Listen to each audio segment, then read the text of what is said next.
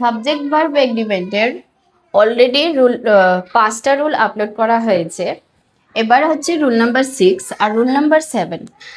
এর আগেও আমি rule number 5, rule number 4 and 5 একসাথেই কম্পেয়ার করে বলেছিলাম, তাই ভাবলাম যে রুল নাম্বার 6 আর রুল নাম্বার 7ও যেহেতু সিমিলার, তাই একসাথে বুঝিয়ে দেওয়াটা আবার বেটার হবে। তাই শুরু করি। Rule number 6, when the subjects joined by or nor are of different persons, the verb agrees with the nearer. কি বুঝতে পারলে?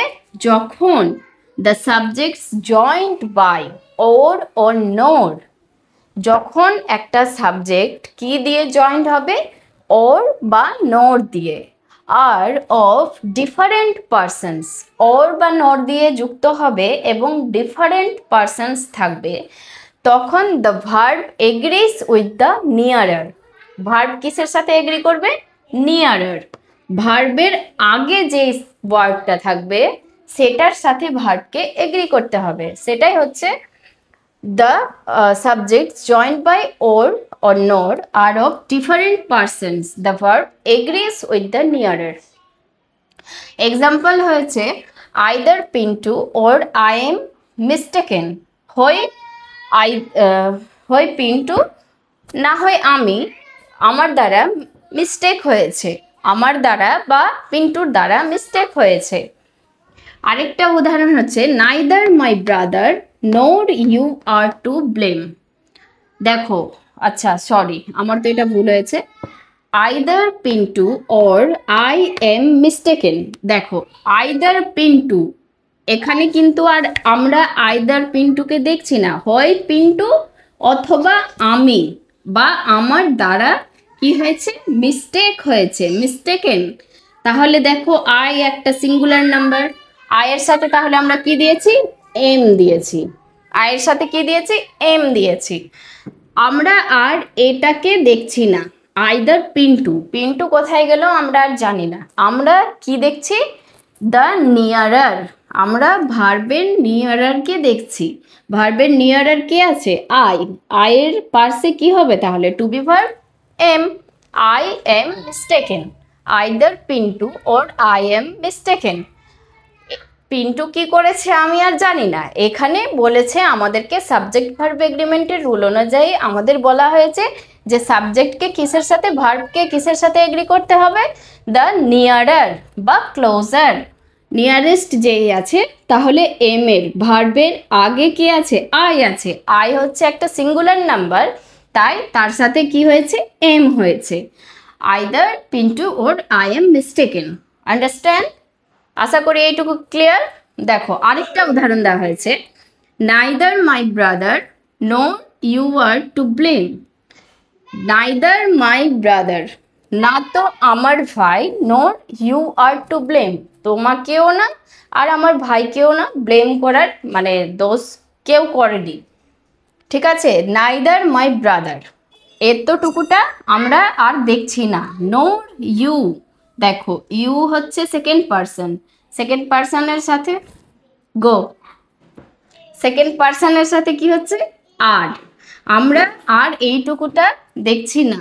নাইদার মাই ব্রাদার নোর ইউ, আমাদেরকে জাস্ট এখানে বলে দিয়েছে যে আমাদেরকে নিয়ারার দেখতে হবে। আমরা আর এতটাতে মাথা ঘামাতে যাব না, মাথা ঘামাতে যাব না যে আমাদের এত বড় সেন্টেন্সটা কি আছে, আমরা জাস্ট এটাকে ঢেকে দিব। আমাদেরকে জাস্ট দেখতে হবে যে ইউ এর মানে আর এর আগে কি আছে, আরটা যে হলো কেন হলো, আর এর আগে আমাদের ইউ আছে। যেহেতু আমাদের রুল নাম্বার 6-এ বলা হয়েছে ভার্বকে এগ্রি করতে হবে দ্য নিয়ারার, নিয়ারারের সাথে ডিফারেন্ট পার্সন হতে পারে, একটা লাইনে দুটো মানুষ হতে পারে, কিন্তু আমি যে দুটো মানুষ দেখব আর প্লুরাল ভার্ব করে দিব তা কিন্তু নয়। সাবজেক্ট ভার্ব এগ্রিমেন্ট সেটা বলছে না। সাবজেক্ট ভার্ব এগ্রিমেন্টের রুল অনুযায়ী আমাদেরকে এখানে নিয়ারারটাকে দেখতে হবে। তো ভার্বের নিয়ারার, আর এর নিয়ারার হচ্ছে ইউ, আর ইউ হচ্ছে সেকেন্ড পারসন, সেকেন্ড পারসনের সাথে আমরা জানি আর হয়, তো ইউ আর টু ব্লেম। বোঝাতে পেরেছি? এইটুকু ক্লিয়ার? যদি ক্লিয়ার হয় তাহলে অবশ্যই লিখিও যে ক্লিয়ার। এবার হচ্ছে রুল নাম্বার 7। রুল নাম্বার 7-এ বলেছে words such as either, neither, each, everyone and many are always take the verbs in singular। আমরা যেই সেন্টেন্সে such as either, neither, each, everyone and many are যদি দেখতে পাই তাহলে কি হবে? Take the verbs in singular. ভার্বটা কি হবে? সিঙ্গুলার। ভার্বটা সিঙ্গুলার হবে। দেখো এক্সাম্পল দেওয়া আছে, neither of the two men was very strong. দেখো neither of the two men, এখানে neither of the two men, এখানে দুটো মানুষের মধ্যে কিন্তু বলেছে নাইদার। নাইদার বলেছে মানে একজন নেই, নেই একজন। তাহলে মেন, এখানে মেন দেখে আমরা কিন্তু ওয়াজ দিয়েছি। Neither of the two men was very strong. তাদের মধ্যে কেউ স্ট্রং না, তাহলে নিশ্চয়ই কেউ নেই মানে একজনকেই ধরা হচ্ছে। বোঝাতে পারছি? Neither of the two men was very strong, এখানে যেহেতু একজন মেন বলেছে তাই এখানে ওয়াজ হয়েছে, ওয়াজ ভেরি স্ট্রং। আরেকটা এক্সাম্পল দেওয়া আছে, দেখো many a child comes under the grip of malaria every year. অনেকগুলো বাচ্চা কি হয়? প্রত্যেকবার ম্যালেরিয়ার আন্ডারে প্রত্যেক বছরই পড়ে যায়। তো দেখো many a child comes under the grip of malaria every year, এখানে যেহেতু মেনি আ চাইল্ডকে সিঙ্গুলার ধরা হয়েছে তাই এখানে first person third person singular number হিসাবে এখানে কামের সাথে এস লাগানো হয়েছে, এখানে কামস হয়েছে। বোঝাতে পেরেছি আশা করি।